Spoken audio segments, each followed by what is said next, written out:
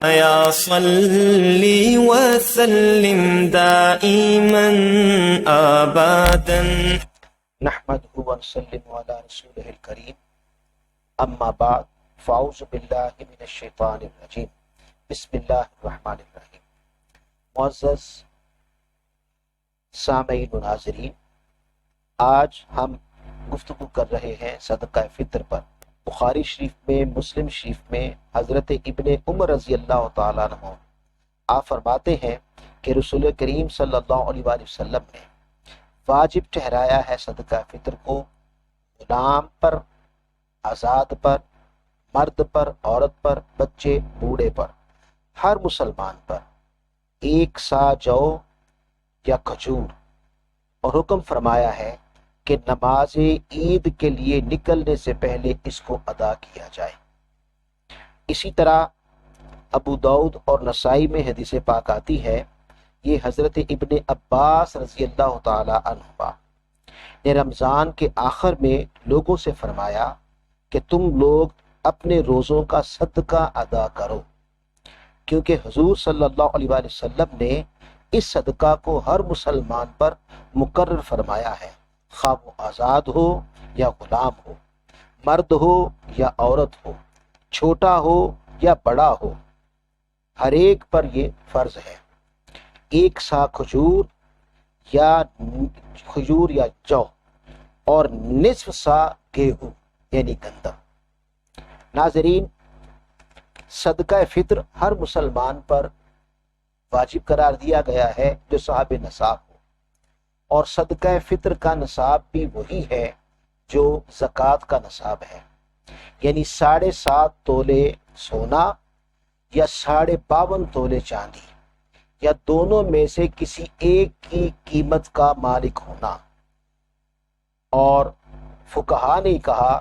کہ اگر کسی کے پاس سونا بھی ہو اور چاندی بھی ہو، 7.5 تولے سے کم سونا ہے اور چاندی بھی کم ہے، تو دونوں کو اکٹھا کر کے تو کسی ایک کی قیمت وہ لگائی جائے گی جو کم ہوگی۔ زیادہ والی کی قیمت، مثلا سونا، وہ 1 تولے کی قیمت 1 لاکھ روپے کے قریب ہے،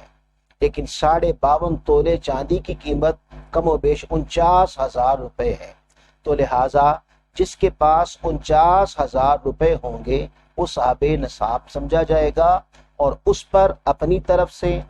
اپنی بیوی کی طرف سے اور اپنے تمام بچوں کی طرف سے جو نابالغ ہیں اور کام نہیں کرتے، ان کی طرف سے صدقہ فطر ادا کرنا واجب ہوگا۔ ناظرین، صدقہ فطر کے وجوب کا جو وقت ہے وہ جب شوال کا چاند نظر آ جائے تو صبح صادق کے طلوع ہوتے ہی اس کا وجوب جو ہے واجب ہو جاتا ہے۔ اس سے پہلے اگر ادا کر دیا جائے، رمضان میں ادا کر دیا جائے تو ادا ہو جاتا ہے، لیکن وجوب اس کا شوال کے صبح صادق کے وقت ہوتا ہے۔ لہٰذا اگر کوئی شخص اس وقت سے پہلے فوت ہو گیا تو اس کا صدقہ فطر نہیں ہوگا اگر اس نے ادا نہیں کیا تو۔ اور اسی طرح وہ بچہ جو اس وقت کے گزرنے کے بعد عید والے دن صبح پیدا ہوا اور وقت گزر چکا تھا تو اس پر بھی صدقہ فطر نہیں ہوگا۔ اسی طرح اگر کوئی بچہ صبح صادق سے پہلے پیدا ہوتا ہے تو اس پر اس کا صدقہ فطر ادا کرنا بھی واجب ہوگا۔ اور اسی طرح اگر کوئی شخص اس وقت کے گزرنے کے بعد وفات پاتا ہے تو اس کا صدقہ فطر بھی واجب ہوگا اور ادا کرنا پڑے گا۔ صدقہ فطر اگر باپ نہیں ہے کسی کا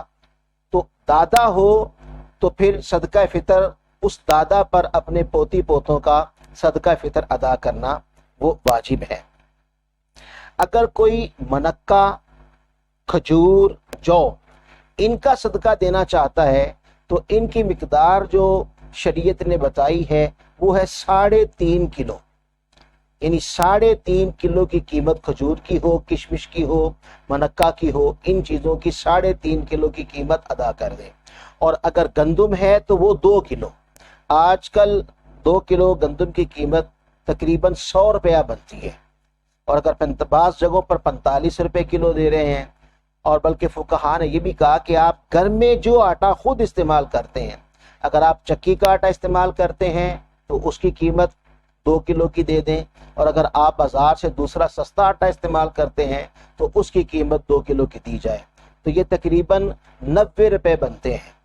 90 روپے کے حساب سے اگر فی کس کے لحاظ سے صدقہ فطر اس رمضان میں جو بن رہا ہے گندم کی قیمت کے لحاظ سے وہ 90 روپے ہے، وہ ادا کر دینا چاہیے۔ صدقہ فطر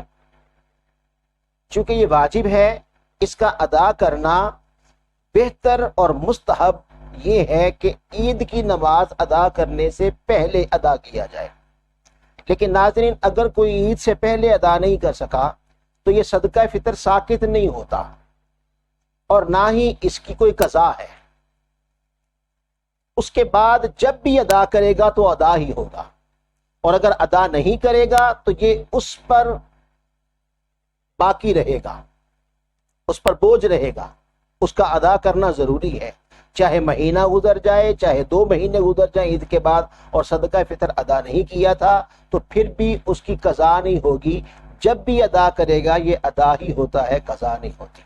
اللہ پاک سے دعا ہے اللہ رب العزت ہمارے حال پہ کرم فرمائے اور ہماری عبادتیں اپنی بارگاہ میں قبول و منظور فرمائے۔ وما علینا الا البلاغ۔